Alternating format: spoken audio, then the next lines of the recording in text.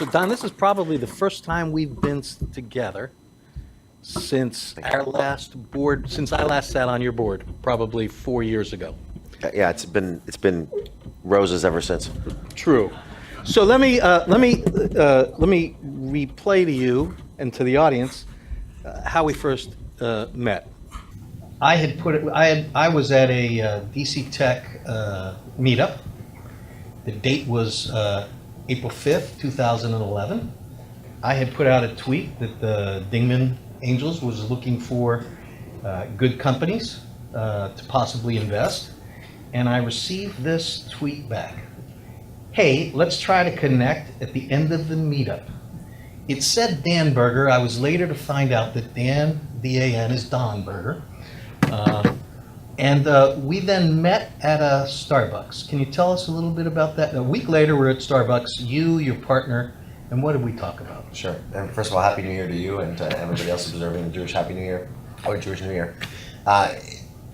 So DC Tech at that time, just for context, I think was less than 100 people at a time.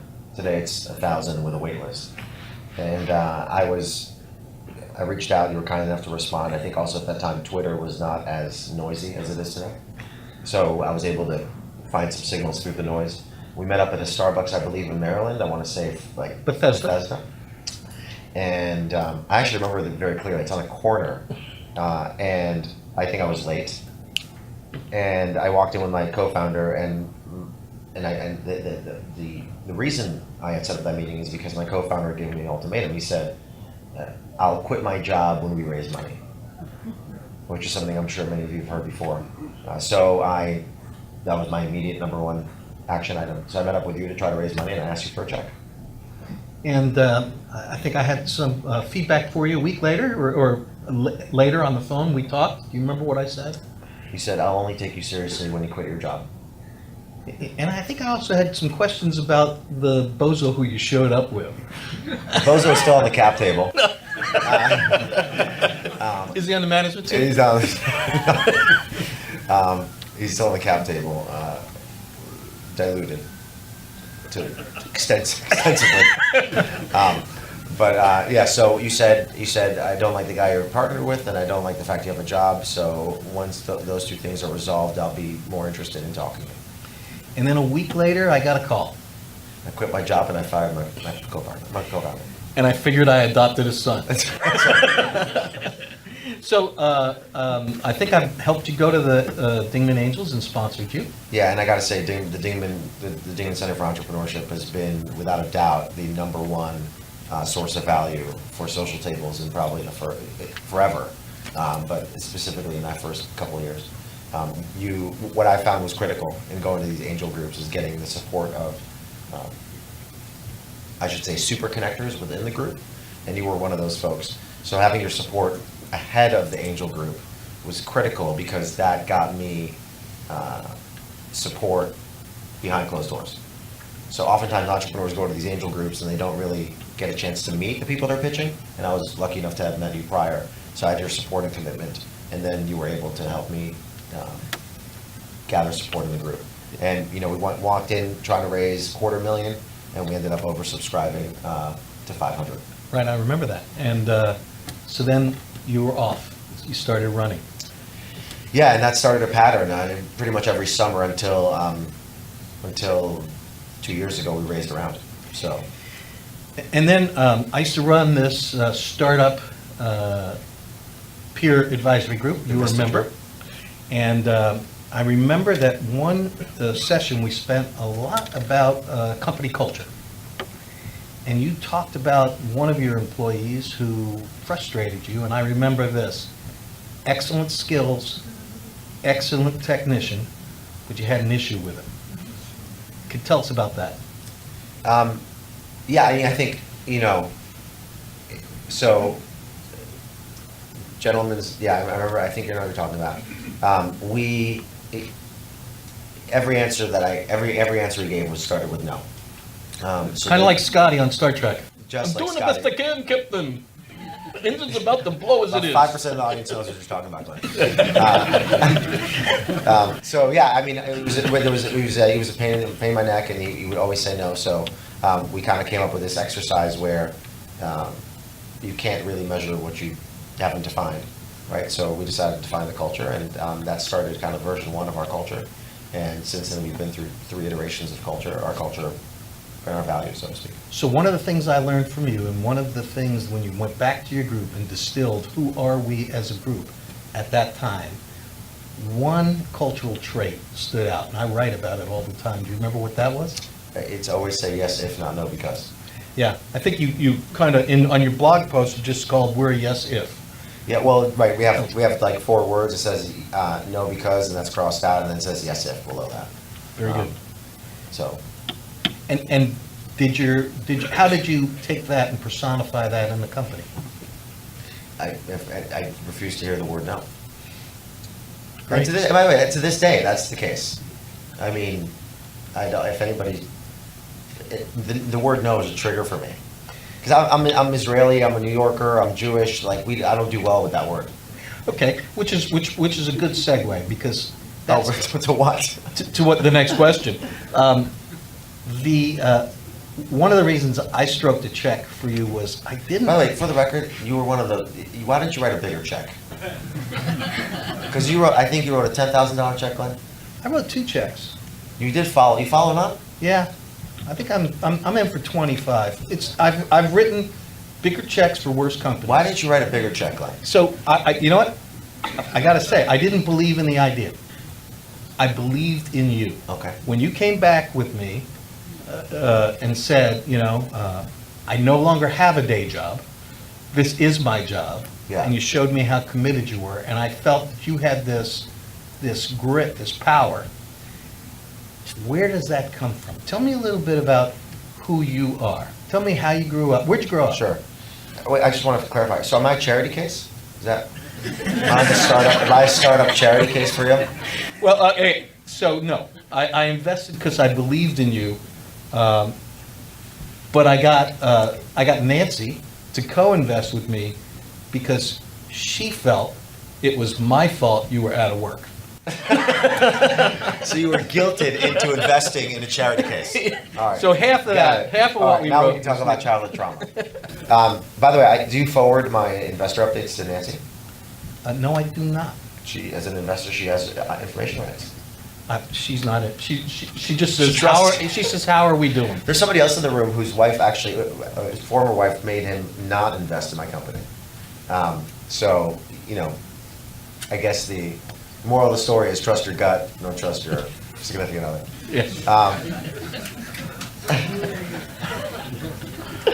All right, so what's the question? Let's talk about, where'd you grow up? I grew up in Tel Aviv, Israel. Okay, and how long were you there? I was there until I was 9 years old. Okay. Tell us a little bit about your parents, your upbringing, things like that. So I have 3 sets of parents. I'm biological because I'm adopted, adoptive because I'm adopted, and then step because both my adoptive parents divorced. Okay. And so why did you guys leave Tel Aviv? My mom fell in love with an American man. Okay. So how did that play in any of your... Yeah, I mean, so, my mom was a social worker. She raised me as a single mom for, the first decade of my life or so. And, she drove a secondhand old Volkswagen Beetle from Tel Aviv to Jerusalem, which is essentially like the distance to Herndon and back every day to go teach. And, and we grew up with my grandparents for a long time. And, there was one thing that my mom kind of always told me, and to this day, it's a core value within social tables, and that's every day is a school day, or she said in Hebrew, Kol HaChaim Bet Sefer, which means literally all of life is a school. And that kind of stuck with me. So whenever she made a mistake, whenever I made a mistake, she said that. And to this day, literally, it's a core value in the company, which makes me so happy because the fabric of my upbringing is a part of my company. And that I think is the one thread that's kind of stayed throughout my kind of career, and making a learning opportunity out of anything. So the way that manifests itself in the business is that every employee has an education fund. They get $2,000. We have 115 employees. You get $2,000. And interestingly enough, most employees actually don't use it. Only about 25% of employees use it, and they don't use the whole thing. But it's there. and some of it's on managers, right, to encourage them to use it. But they get $2,000 to spend on whatever they want for continuing education. So at 9, you moved. At 9, we moved, yeah, to the Bronx. And was that culture shock? Tell me Oh a my little bit God. about that. So I kind of, I'm 36, and the last year has been kind of a time where I've really explored my childhood traumas, because for anybody who knows anything about child psychology, like, everything before 12 is what really impacts you as an adult. And I would say that there were 3 major traumas in my life. Adoption, divorce, my parents' divorce, and immigration. And all happened before I was 9. So, yeah, I mean, moving to the United States, not speaking a word of English, was an incredibly traumatic experience.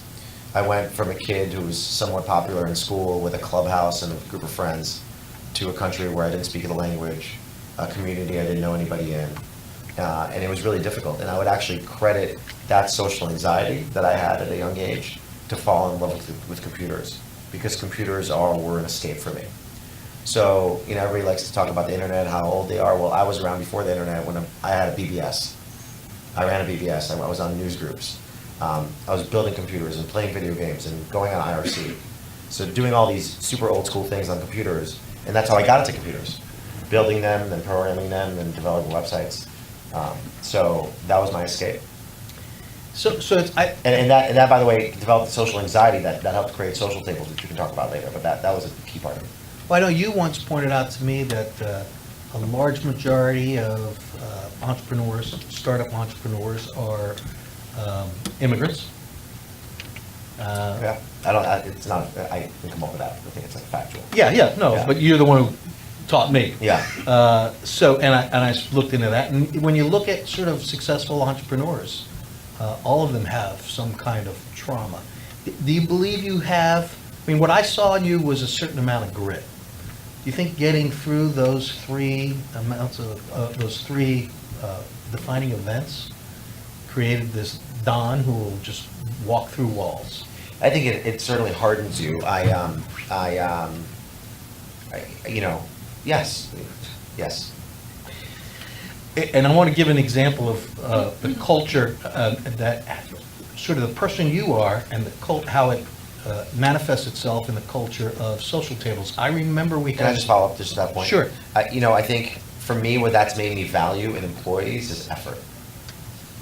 So I'm such a sucker for effort, and now I call my co-founder Trevor Lynn, who's been with employee number 1. I just got him business cards that say co-founder for his 6th-year anniversary of the company, and he actually says it's a bias I have. So I'm biased towards people who put an over-index on effort. So for example, we've had applicants write cover letters to my dog, do YouTube videos, make decision trees of why we should hire them, and so on. And I'm a total sucker for that. And that's not always been a predictor of high performance. But if people don't try, then I have no interest in. So I remember a board meeting. Is this about my salary? I remember those too. I'm probably what was one of our most constant arguments, probably the only boardroom this has ever taken place. What did we argue about? My salary. Because it was too, It's too high. No, your salary was too low. I was making 0 for the first 2 years, and then I was making 32,000. And I didn't think you were taking enough money, and I thought it made the books. So then we had a board vote, Yeah, and I voted against increasing my salary. yes. So it's like I'm on the record for not getting an increase. Right. No, it was more about the snowstorm. You remember the snowstorm? We had a board meeting that was set up a year in advance, and I had a busy schedule, so I blocked that out. Sure. Day before, we had about a foot of snow. One of the board members wrote a note saying, I can't make the meeting, I'm not coming in. I said, if we don't have the meeting, we can't have a meeting this quarter. We had the meeting. I remember coming in, you were there. How many people from social tables were in that office that day? I think it was 100% attendance. You guys were up and running. I just found that amazing. What do you think drives that? So I think a big part of it is modeling behavior, signaling, and all that kind of managerial stuff. But I think a big part of it is the kind of people we hire. If you're not interested in working, like during the foot of snow, you're probably not the right person. Of course, look, there's mitigating circumstances, right? You got kids. So this is why cultures have to evolve. Okay, at that time, our average age was probably 24. Today it's 29. We didn't have any. Now I do this kind of test where I look at my executive team and I count not just the head count of the executive team, I count the head count of the household.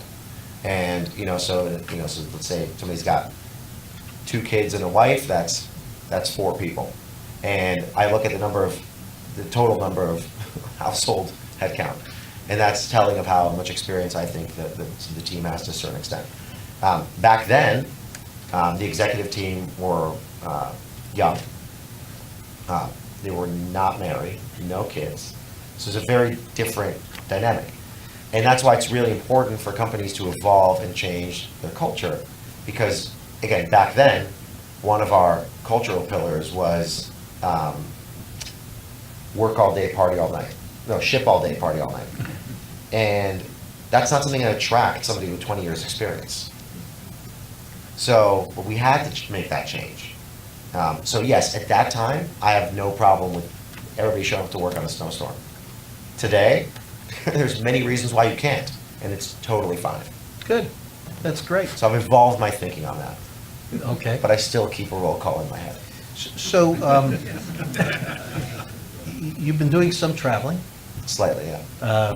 You and I were a day ahead of each other in Iceland last week or We 2 were. weeks ago. By the way, Iceland sounds really good on paper because it's cheap to get there. But once you get there, $350 flight, $350 I got hamburger. a speeding ticket. I got a speeding ticket in Iceland. On the cameras? No, a cop stopped me. You know how much it was? I give up. $800. That's 2 hamburgers. But you know how I paid for it? The cops had a credit card machine. I swear to God. And they gave me 20% off because I paid on the spot. It was amazing. I was thinking about the Israel trip, though. Oh, okay, yeah, because you're going to Israel on Friday. I am. Do you know what Jewish year it is? You know what number it is? You know, I have no idea. You know the. You they're know going to the ask only, you this when you get to the border. So They're the only gonna say- Hebrew I know is I think I've I don't think it's appropriate to say the Hebrew you know right now, but Yesh li glida hitova. I You have the good best ice cream. say that to the border agent. Yeah, I was in Israel in '73, and the other thing I learned in '73 when I was 16. I can't do the math. Was ani sidu falach motek. I'm burning for you, baby. But Nancy's gonna this love is that. this isn't going to help me in Israel. You had a special event in Israel. Didn't you have a reunion? I did. Yeah, Can we talk about that? sure. Tell me. So, part of kind of my last year journey has been addressing some of the traumas I discussed, and one of them is adoption, and the way to address that, in my opinion, is to find out who your biological parents are. So, late last year, I did 3 different DNA tests. I 23andMe, Ancestry, and MyHeritage. Basically, for techies, for Mormons, and for Jews. That's so I covered the gamut, and I got the results back. Somebody was relating to this story. So I got the results back, and usually, if anybody who's ever done a DNA test, okay, so about 10% of you, and most of the time when you get DNA results, it's like, oh, you have a 2% cousin, you might exchange a couple messages, and there's nothing important. I found a 13% match, which is a first cousin. And so I reached out to the guy. This is hilarious. I'm in a group with somebody who's got very strong genealogy experience, and he was able to find the number of this individual. So on a Friday night, I called my first cousin, and I said, "Hey, I'm your cousin," and he said to me, "If you want to know how Mom's cooking tasted, you can fuck off. But if you have a check to write me, we can keep talking." And I said, "Okay, this guy's related to me." So we built a relationship. How much did that cost? We built a relationship. He's a pretty cynical person, so it took a little while to convince him that I was legit.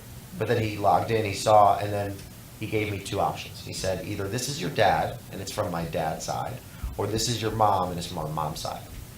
So I felt stronger that I found my dad, not my mom, because obviously he's a connection to one of them. You don't know what, because the DNA test doesn't tell you. So I reached out to this person. He died. I talked to his widow. I'm like, oh my God, you won't believe it. You know, your former husband, your late husband, is my dad. She's like, oh my God, that's beautiful. That makes so much sense. He had so many relationships. and then now with Paul, He might have been the guy who taught me Yeshli Glida or yeah, he's the same guy. But so yeah, you know, but not while they were dating. And then at the same time, I triangulated some more information from the adoption agency, who they don't give you information, they only tell you like a couple of things. And then I was like, oh crap, I screwed up. Actually, this is not my dad. The woman who my cousin originally said was actually my mom. So I had to call the woman and apologize to her. And I had like photos of his tombstone, because it's amazing actually what you can find online. You can find photos of every tombstone in the world. It's really incredible. So, and I was like, tell me about him. Oh God, he sounds just like me. And then I ended up figuring out it was actually my mom. So I got in touch with her, and we met for the first time in April. Emotional? You know, the internet takes a little bit away from emotions these days, because you can FaceTime and you can talk and stuff. So yeah, it was emotional, you know, for sure. But it's so obvious she's my mom. Like, we both have really bad bunions. We have the same laugh. Just some qualities are very similar. You know, our temperament is similar. And I met my 4 siblings. Okay, great. Yeah. And how's your relationship with your adopted mom back in New York? Stronger than ever. Yeah. She didn't take. I think she was a little concerned that I was doing it in the beginning. Really? You know, because I think I never adopted anybody, but my dog. But I would assume that, you know, it's somewhat slighting to her, slightful, because you know, she's like the mom, and then you go find another mom, and they have another mom to, you know, build a relationship with. So how's the company doing now? Oh wow, what a great transition. The company's doing really good. Our numbers are public because the Washington Post covered it. We'll finish the year right around between 18 to 20 million in recurring revenue. We'll be profitable in Q1. Wow, that's quite an establishment. When did you start? 2011. Okay, tell me about the management team.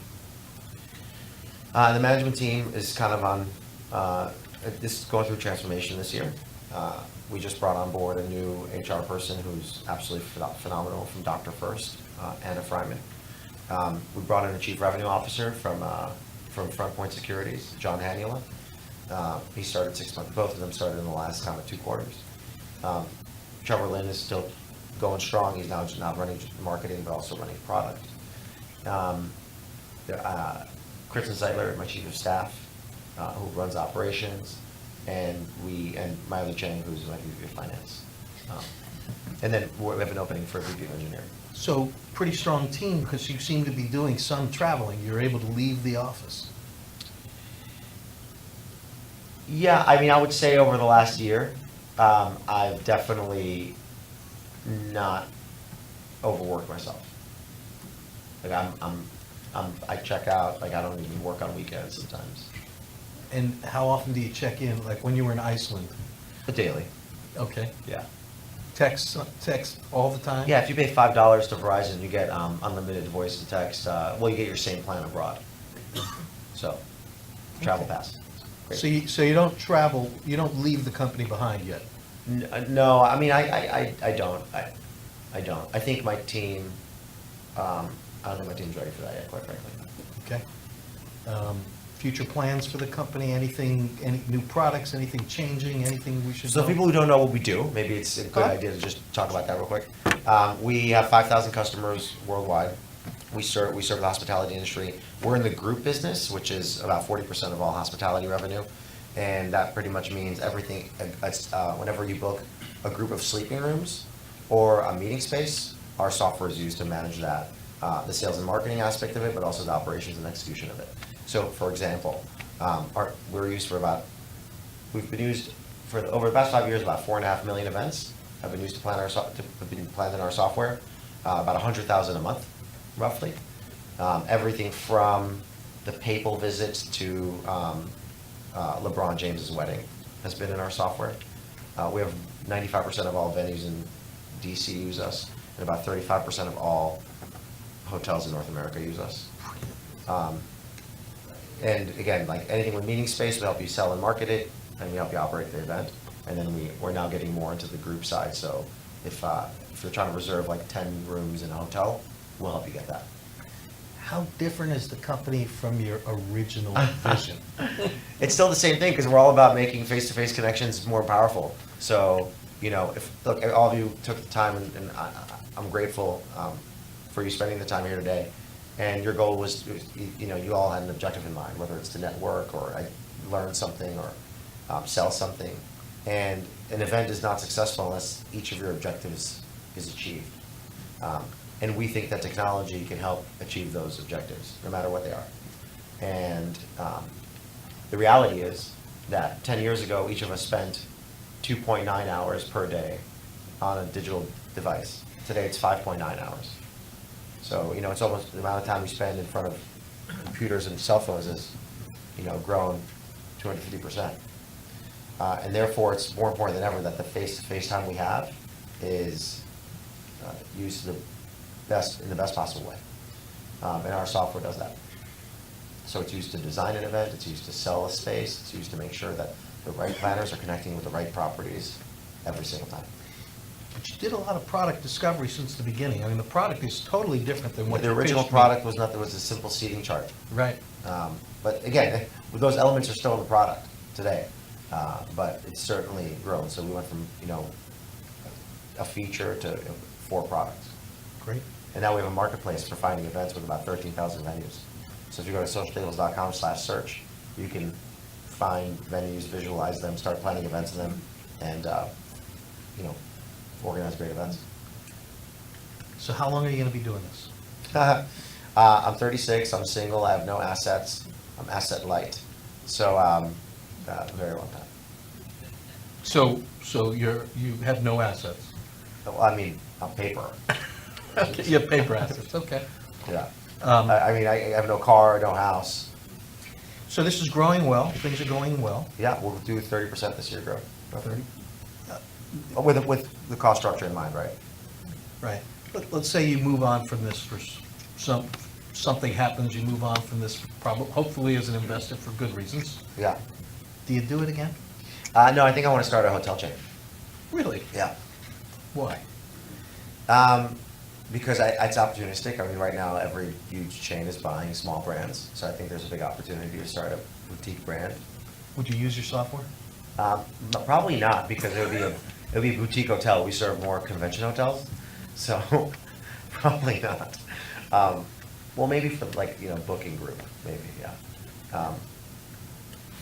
So do you still have this in the I office? do, yeah. This is my business card. It's a can of whoop ass. Yeah, I have one. So, Glenn, I figured I'd spend maybe just 60 seconds interviewing you if the crowd doesn't mind. Okay, sure. Because it's very rare that we get Glen Hellman, Mr. Cranky himself, to on stage, no holds barred.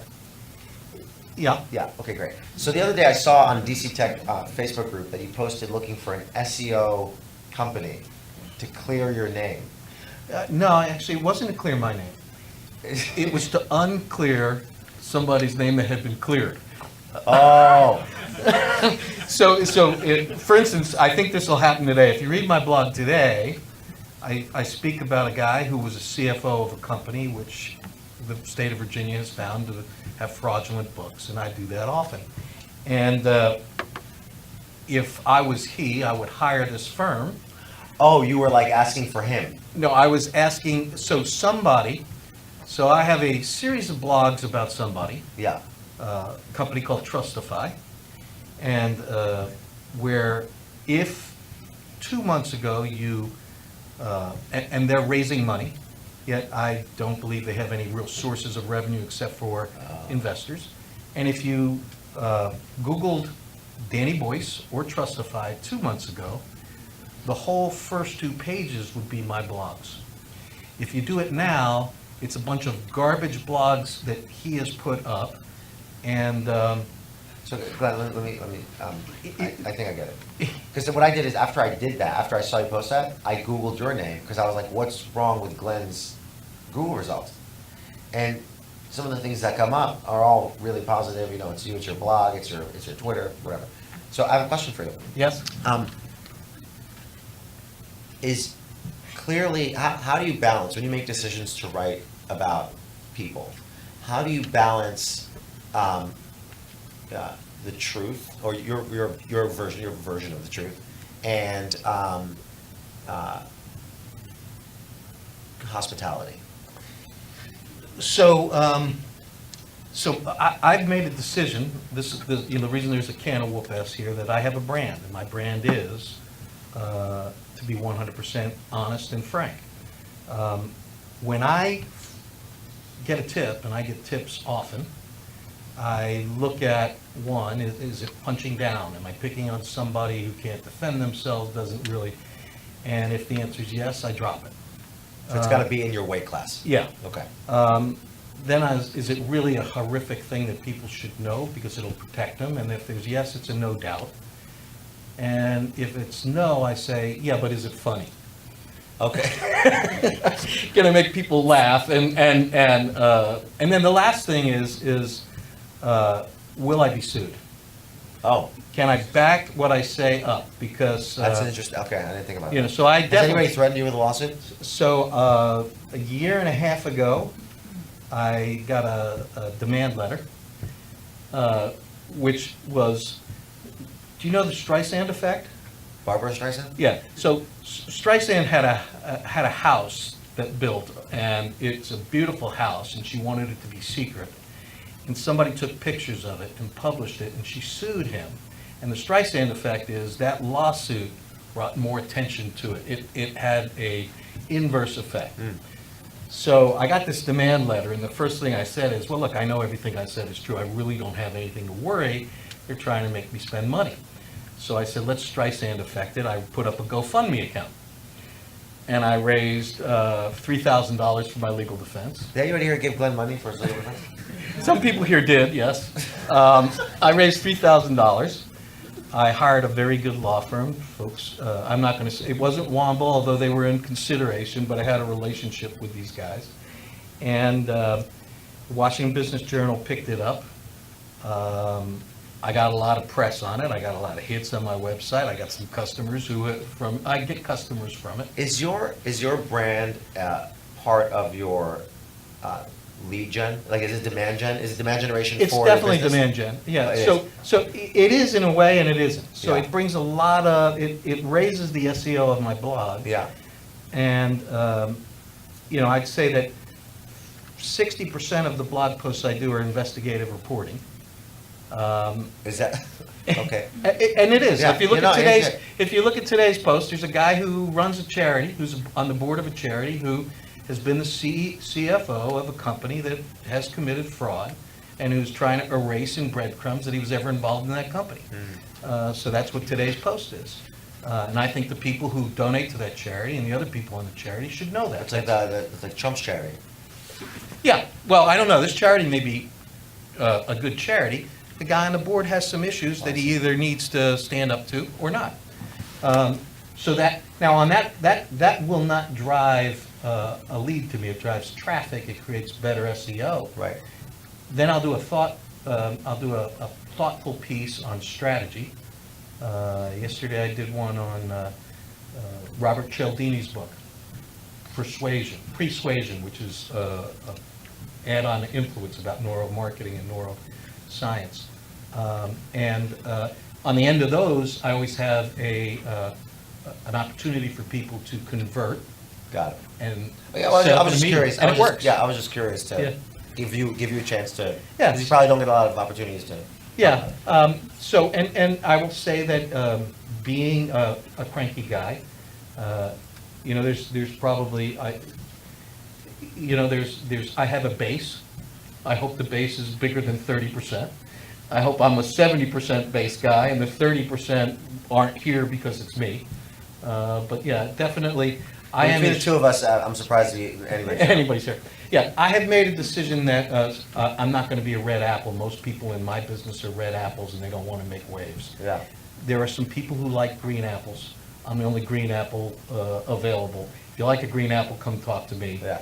If you want a red apple, there's a bunch of them you Red can talk to. Delicious versus Granny Smith. Yeah, You're Granny Smith. Yeah, I'm a little tart. Okay. Are we good? We go. I think we should bring some questions to Yes. the audience. Now, here's the thing. I have 4 of these available to the questioners. I'll hand them out. You have 5, Glenn. Well, no, this one belongs to Reagan. Oh, okay. So I have 4 for good questions. Now, people should know what's inside. So you can use this in a zombie apocalypse. Yeah. You can hit a zombie with it if you throw it hard. It's got several usages. It's 47 cents worth of soup. And it's I wouldn't chicken eat noodle soup? it's chicken noodle Safeway. I wouldn't serve it. I'd serve it to the zombie. If the hitting him with the thing doesn't kill him, the soup probably will. And if you open it and clean it out, it becomes a pencil holder too. So it's a okay. paperweight, a pencil holder. Well, And I'll tell you another story about it that I got. maybe we should get to audience questions, Glenn. Now I'm going to tell you the story. I'm sorry. I got a call. This is a marketing lesson. I got a call 3 weeks ago from a guy who wanted to set up a meeting. I had talked to him 5 years ago, and he didn't become a client. But because this is not a regular business card, was sitting on his desk for 5 years. So when he decided he needed a coach, I was top of mind. Wow. And he called me, and he's a client. So it's the power of having something besides a standard business card that people will keep and put on their Only desk. problem is you can only carry one at a time. I brought 5 here today. Okay. So questions from the audience, over here. Hey, guys, this is like really awesome. Just want to say thanks. You guys have a really interesting dynamic.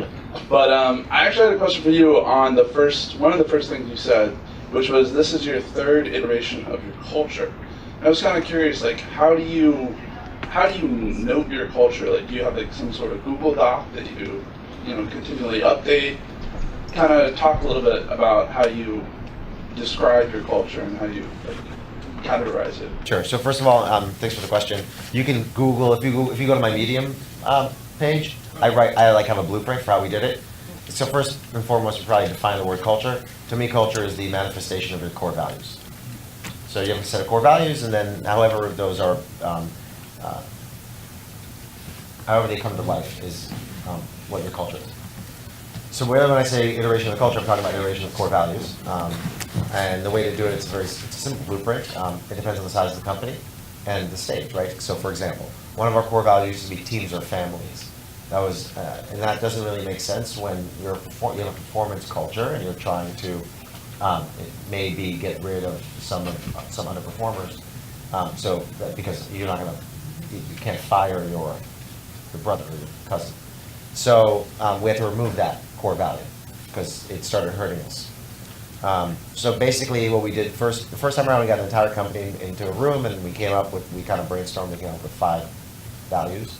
The next one around, we gave everybody a stack of Post-its. They walked into an empty room, put them on a wall. We tried to find some patterns, and we found some patterns. We got 9 values out of that. There were about 200 Post-its. The third time, we actually had a committee doing it. So we put together a committee. They met, they reviewed everything. They ran a process on what they chose. It was just employees, individual contributors for the most part. And that's how I came up with the third one. And that was 2 years ago. So generally speaking, kind of check in on it every 18 to 24 months. Don, I want you to elaborate a little bit. I think most of us in this room will complain about raising venture capital in the DC region. Can you go through that process a little bit? How did you find these DC investors compared to New York or Silicon Valley, and what worked for you and what did not? Sure. So I would say we probably have investor-wise about 25 investors, both from angels to institutions on our cap table.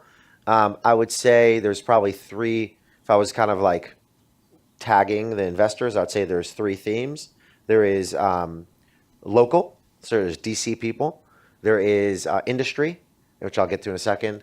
and then there's like brand name. Locally, so the DC region has been really good to me, and I'm one of those people who moved here in 2008 to go to grad school, graduated in 2010, and every day that I walked up and down Georgetown, I said I can't wait to graduate so I can leave DC. And now fast forward 10 years, I'm still here, and I think DC is literally going through a renaissance. I call DC the Austin of the East Coast, and I love this city, and I love being a part of its tech fabric. And I go back to the angel group. So I think it depends what stage the company is in. Obviously, getting angels was, quite frankly, easy because of the tactic I talked about of building relationships with folks within the angel group prior to going to present to the angel group. We pitched Baltimore Angels. They turned us down. We submitted to Blue. I don't think they ever saw us. But Dingman came through in a big way, like I said. The other thing that we did with Angels in DC is we got people to invest for the first time. So Philip DeFore, Wendy Drake, those are industry people who gave a $5,000, $10,000 check, which relatively speaking in the angel round is a lot of money. I'd say the one trick for raising angel money, it's true for every round, but especially angel, is figuring out what the traction you need is to raise that round. And it's not necessarily revenue. So for an enterprise company, it may be pipeline. For a consumer company, it's probably daily actives. Whatever it is, there's a traction. And I realize I found a hack, I think, in raising money, is that I use media. Because you may recall, like Social Tables was getting a ton of media attention even before we had any money or customers. So I use media as a trick to get people to think that we're doing really well. And I remember on all my traction slides, I was like, look at all these mentions, look at all these articles about us. So it gave investors like Glenn the idea that they'd be missing out if they didn't invest. So the press is actually a really good way to get attention early on. So that's for the first round. And I can go through each round if you'd like in a later date. But bottom line is, and then for the A round, we only had one term sheet. But I somehow thought in my head we had more, and that's what I made our investor Bessemer feel. And they, it was an $8 million round on a $22 million pre. And I made them think that there are more term sheets out there. And then we got a hospitality technology firm to invest, Thayer. So that was huge.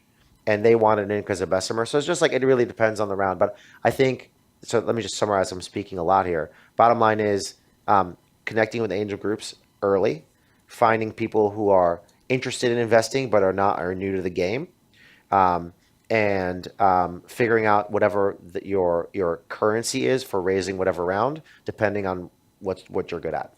For us, it was press, and then it actually became events. How many events we did? Thanks, Terry. Hi, Jean-Luc Park. Glenn, what's the one question you ask every company and every entrepreneur, and how did Social Tables actually answer that the first time? The first answer is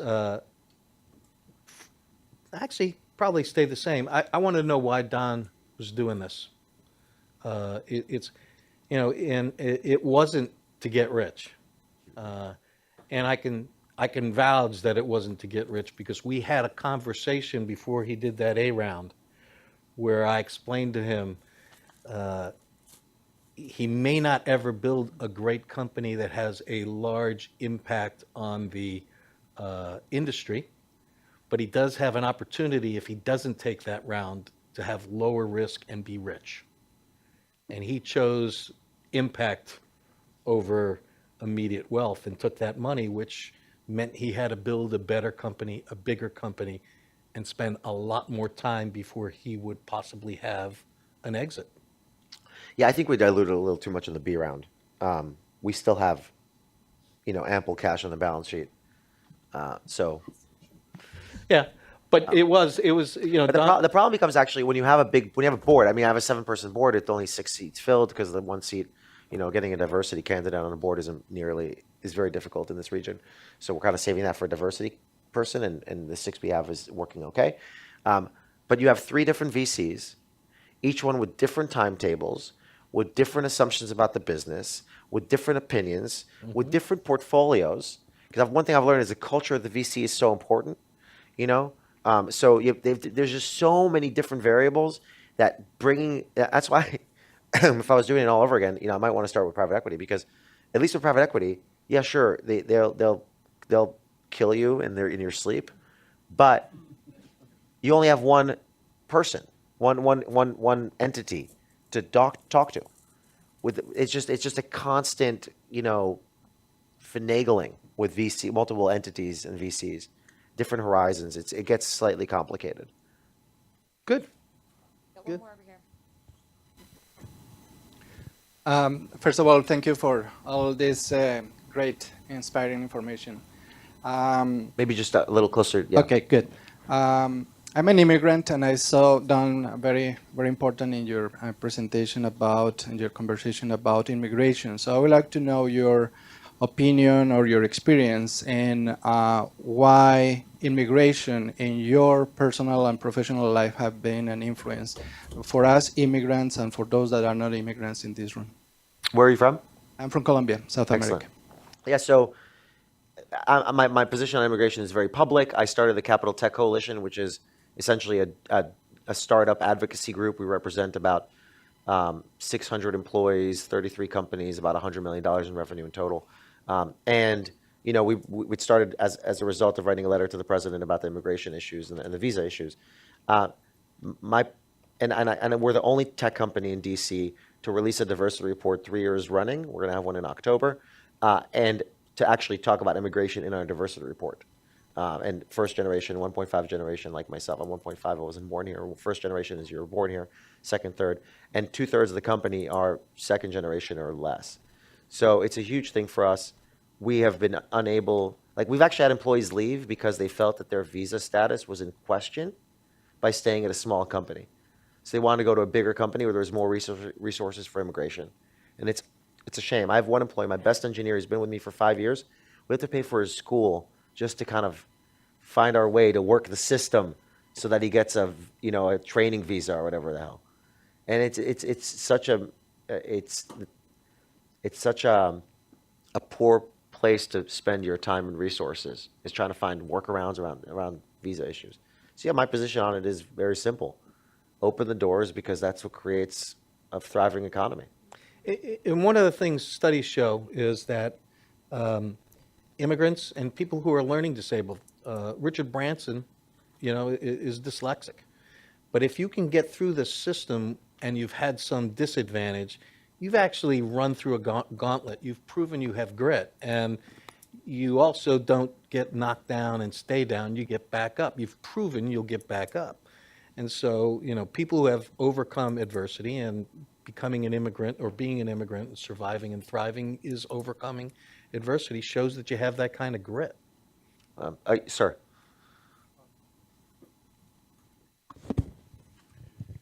I've always been curious about the dilution thing. You mentioned at the beginning, this one guy, we diluted him down to 0 or close, and 2%. 2%. So, if you're seeking investors or angels, how do you address that risk to yourself, I guess?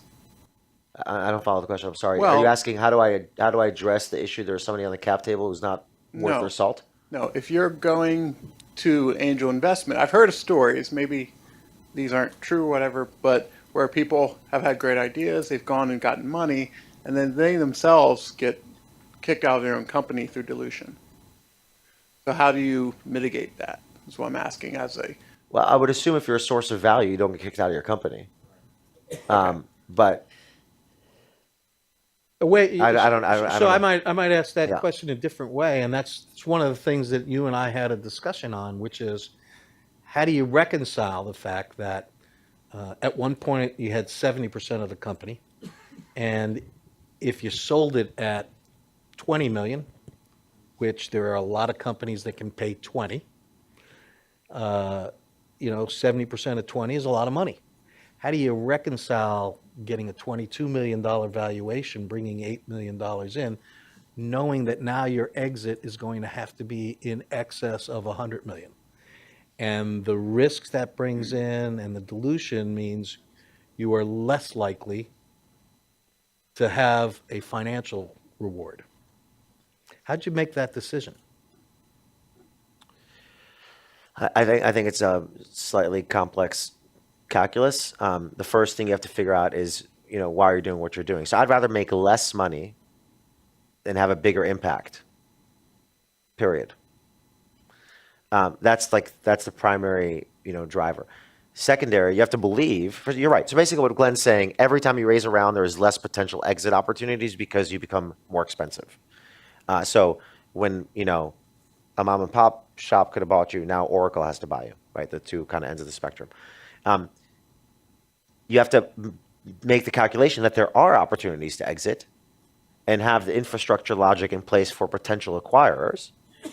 And I firmly believe that there is. So our market's huge, and I think there are many opportunities. But those are the two things. My observation Yeah. is the path you took is consistent with the path you took when you said to me, Glenn, I no longer have a partner, and I no longer have a job. You were all in. Yeah. Probably a good place to end. Glenn and I will be hanging out if you have any more questions. Thank you so much for the invitation.